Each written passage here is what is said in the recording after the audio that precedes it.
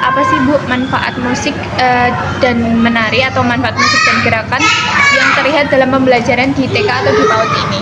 Oh, kalau manfaat musik sama menari gerakan itu di TK itu ya Mbak, itu memang kelihatan banget untuk anak-anak. Yang pertama kan kadang kan kita kan ngajarin anak-anak kan kalau misalnya ngajarin gerak lagu kayak itu kan, jadi kan anak-anak kayak misal saya ambil contoh aja di pembelajaran dengan tema binatang seperti itu kan ya, kan ada anak-anak kan oh bagaimana cara menirukan gerak kupu-kupu gitu kan, bagaimana cara menirukan gerak capung. Kalau misalnya kita cuma gini-gini aja kan nggak asik gitu kan maksudnya kan, jadi kan kita harus menambahkan musik, menambahkan juga tarian, dan juga nanti kan dari situ anak-anak tahu oh ternyata kupu-kupu gerakannya seperti ini, dia juga kayak capung terbangnya seperti ini, burung seperti ini, katak melompat seperti itu, seperti ini gitu kan. Jadi kan anak-anak lebih mudah, jadi yang dari abstrak jadi lebih ke mendekati ke konkret nyata seperti itu Mbak. Terus selanjutnya apakah musik dan tarian itu dapat membantu atau berpengaruh terhadap perkembangan otak anak atau mungkin terutama dalam aspek kognitif, motorik atau emosional? Bisa, kalau itu bisa banget. Kalau menurut saya ya, kalau menurut saya bisa. Musik, gerakan tari itu sangat berpengaruh ke perkembangan otak anak, ke neuroscience juga itu kan. Jadi kan ketika kita mengajarkan kalau di anak TK itu kan kita memang nggak boleh sing langsung saklek 1, 2, 3, dan 4 seperti itu kan. Jadi kita memasukkan pembelajarannya itu ke aspek kognitifnya itu kita melewat musik kayak itu kan, 1 ditambah 1 itu kan, mengenal angka juga 1, 2, 3, 4, jadi kan anak lebih familiar meskipun angka 1 seperti apa ya kan, anak-anak kan masih bingung, nanti kita tambah lagi angka 1 seperti kayu kayak gitu, nanti angka 2 seperti angsa, angka 3 seperti kera kayak gitu. Jadi kan anak-anak nggak sing apa ya kayak langsung saklek ini loh angka 1, ini loh angka 2, ini loh angka 3, jadi bertahap gitu. Jadi bertahap. Jadi memang pengaruh juga melalui musik ya, anak-anak jadi lebih mudah memahami kayak gitu Mbak. Kira-kira respon anak terhadap kegiatan yang melibatkan musik dan gerak itu bagaimana? Sangat senang.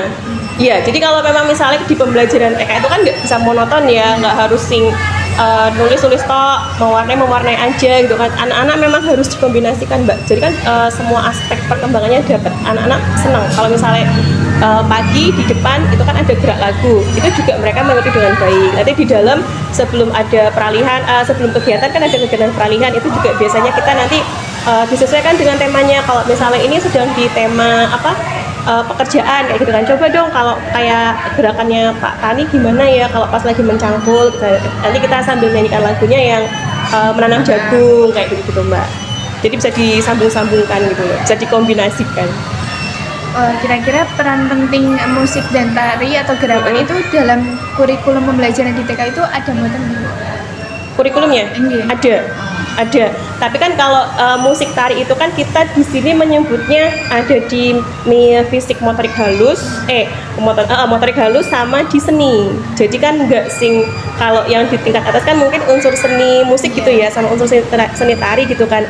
Tapi kalau di sini kita lebih anak-anak masuknya ke motorik halusnya, karena kan kalau menari kan kita kan jari-jari tangan juga digerakkan. Kalau musiknya itu nanti lebih ke seninya juga ada, bagaimana dia cara, kan ada anak yang dengerin musik terus langsung gerak seperti itu kan, ada langsung gerak gitu kan, ada anak yang cuek-cuek aja, ada anak yang ketika mendengarkan musik dia nanti langsung oh aku mau nyanyi kayak gitu kan, ada seperti itu. Bagaimana dia nanti bermain musiknya juga ada. Kalau di apa namanya itu ya, indikatornya ada kok, di indikatornya ada itu musik itu. Kira-kira ada jenis musik tertentu nggak Bu yang digunakan dalam pembelajaran atau selama pembelajaran?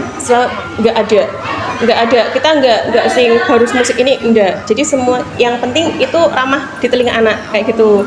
Jadi kan semua musik bisa masuk. Kadang kan kita juga perlu di kegiatan ketika anak-anak sudah capek dengan kegiatan kan kita juga perlu relaksasi, itu juga kita gunakan kayak gitu musik yang biar tenang. Nggak ada kategori sih harus musik ini itu, enggak. Kadang kita juga ngikutin anak kok, kan lagi ngetren statue tuh.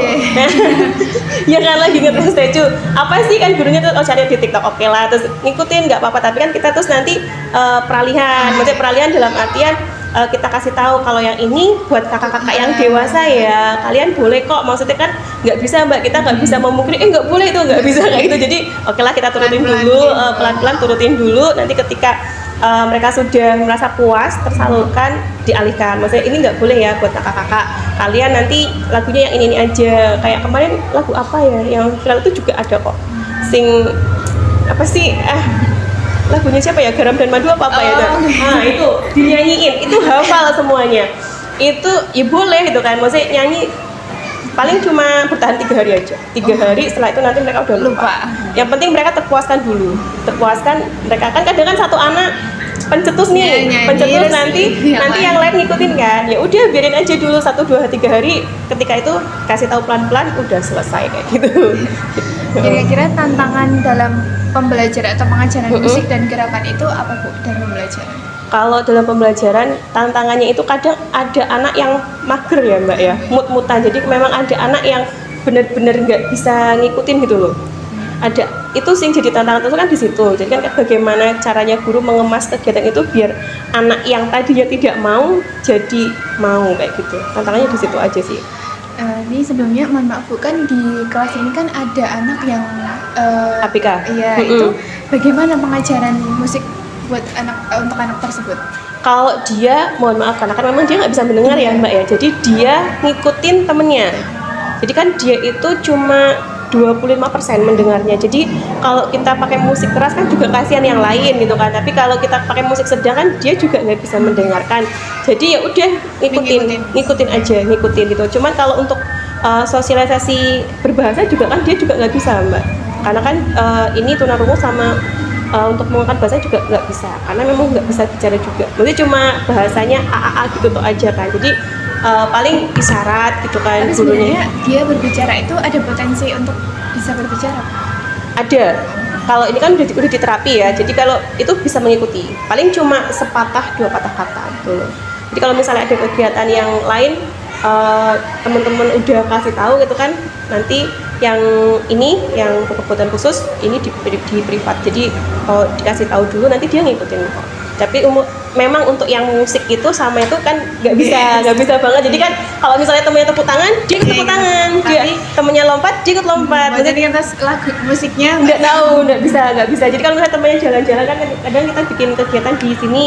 Kalau papan titian pakai kursi gini, jalan satu-satu, dia tahu ngikutin temennya jalan. Pokoknya apa yang dilakuin sama temennya dia ngikutin. Cuman untuk musik dia belum bisa. Jadi kalau misalnya kayak kemarin di Project P5 kan itu kita ada juga menampilkan tarian gundul-gundul pacul. Jadi ya dia ngikutin temennya aja. Memang dia saya posisikan di belakang untuk biar ngikutin temennya kayak gitu. Jadi memang ya nggak bisa sih. Karena kan memang kami batasnya di situ Mbak. Iya kan, jadi nggak bisa kalau itu. Jadi memang. Oke. Terima kasih. Iya.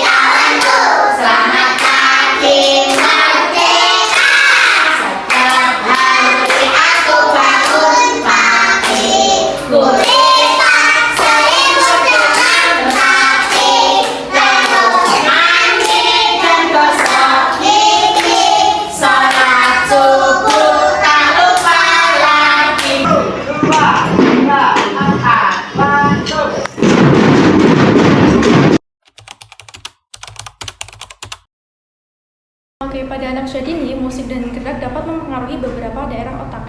Yang pertama, itu ada hipokampus, di mana musik dan juga gerak dapat mempengaruhi hipokampus, yang merupakan daerah otak yang terkait dengan memori dan juga pembelajaran.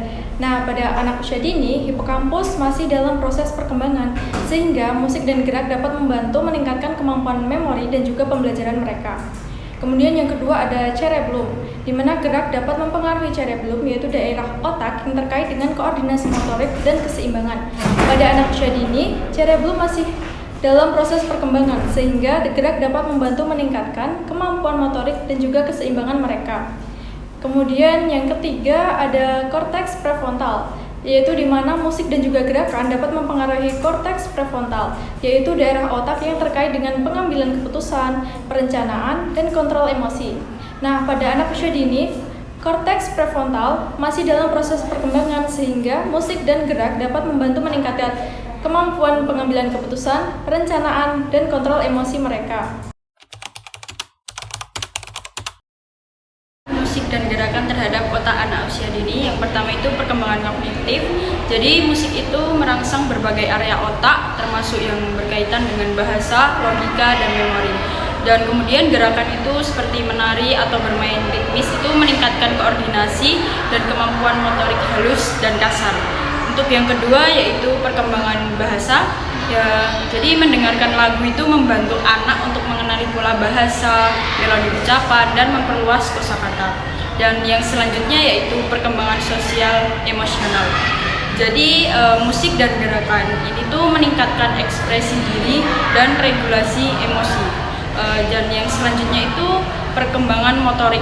Jadi aktivitas gerakan seperti menari, tepuk tangan, atau gerakan tubuh sesuai irama membantu perkembangan otak dan koordinasi tubuh. Dan yang selanjutnya itu konsentrasi dan daya ingat. Jadi musik dan gerakan itu membantu meningkatkan fokus dan kemampuan mengingat. Misalnya itu lagu dengan gerakan dapat membuat anak lebih mudah mengingat informasi.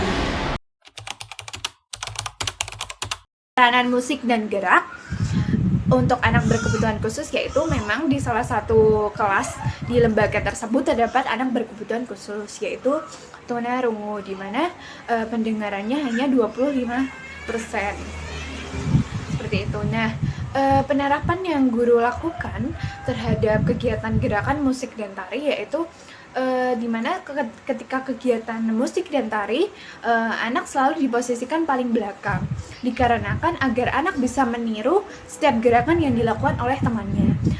Karena jika guru memutar suara atau musik yang keras, itu akan bisa mengganggu murid atau anak-anak yang lain. Nah, peran musik dan gerak terhadap anak berkebutuhan khusus yaitu dapat meningkatkan multi kecerdasan anak berkebutuhan khusus, di mana ini sangat berperan penting bagi anak berkebutuhan khusus, yaitu aktivitas musik inklusif, di mana pemanfaatan musik dapat dilakukan melalui menyimak. Jadi meskipun anak terbatas untuk pendengaran, tapi dapat diadaptasi dengan visual atau getaran. Jadi misalnya dengan saat anak ingin memainkan angklung, jadi di saat anak memainkan angklung, anak dapat merasakan getaran atau irama dari saat memainkan angklung tersebut. Yang kedua yaitu ada memproduksi atau memainkan musik. Jadi fokus pada aspek motorik dan ritme, yaitu tadi di saat anak mencoba untuk memainkan angklung, jadi anak tidak hanya merasakan getaran, tapi motoriknya ketika dia memainkan angklung tersebut juga dapat dimainkan atau dapat dilatih, seperti itu. Nah, yang selanjutnya yaitu dengan salah satunya yaitu dengan bersama-sama dengan temannya, karena ketika anak berkebutuhan khusus melakukan itu bersama teman-temannya, dia jadi lebih mempunyai semangat, dan dia jadi lebih bersemangat untuk melakukannya, dan dia tahu ini nanti aku harus gimana, dan arah yang akan dia lakukan itu gimana, yaitu seperti tadi dia akan meniru gerakan yang dilakukan oleh temannya. Dengan demikian, musik dan gerak dapat menjadi bagian penting dari program pendidikan anak usia dini untuk meningkatkan kemampuan dan juga perkembangan otak mereka.